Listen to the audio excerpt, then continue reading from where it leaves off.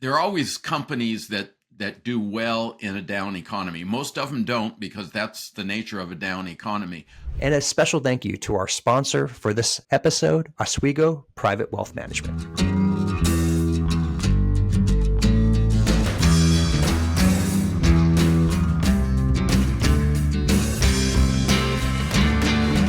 Welcome to another $4 million podcast, the best 4 minutes in business for strategy and tactics that you could apply to your business today. Very excited to have with us Bill Conerly, PhD, and he is a business-focused economist. Our topic today is how to create financial forecasts for your business. Bill, what are some recommendations that you have for our guest today? Well, as an economist, I always want to ask, what's your connection to the economy? And it varies from type of business to type of business. Healthcare historically just goes up without seeing the wiggles from recessions or booms.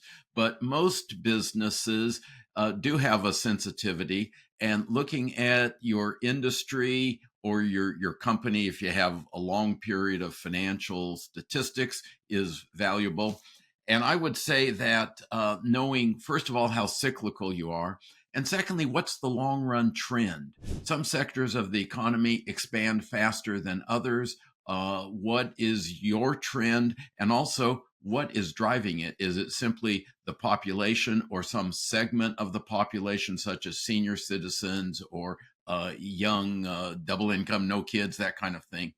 And then the next item I would say is not just to create a plan, but to have a contingency plan. What if I'm wrong about this? What if I'm wrong about that? Absolutely. Okay, so a couple different pieces there. I will sometimes run into people and they'll say, well, there's no cyclicality. We're just growing. But when all of a sudden there is a big recession, there's only a few boats left, right? That are out there. So if somebody's like kind of questioning what that is, what is a tip that you could help them to connect the dots, as you like to say, of how there really is a trend that they might not be seeing?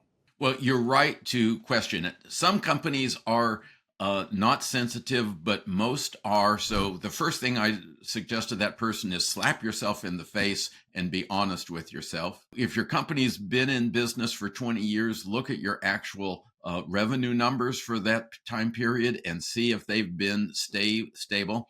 If your company has not been in business, find some industry data, plot it out on a graph. Can you see wiggles? Can you see ups and downs? And look at the past recessions and how did your industry do in that period? Okay, so the other challenge around this is what are some other pitfalls that people run into when they're going through this analysis of how do they do well even in a bad economy, right? When things are going bad. So what are some quick things on helping out with a forecast and applying what things they can control versus what they can't control? There are always companies that do well in a down economy. Most of them don't because that's the nature of a down economy.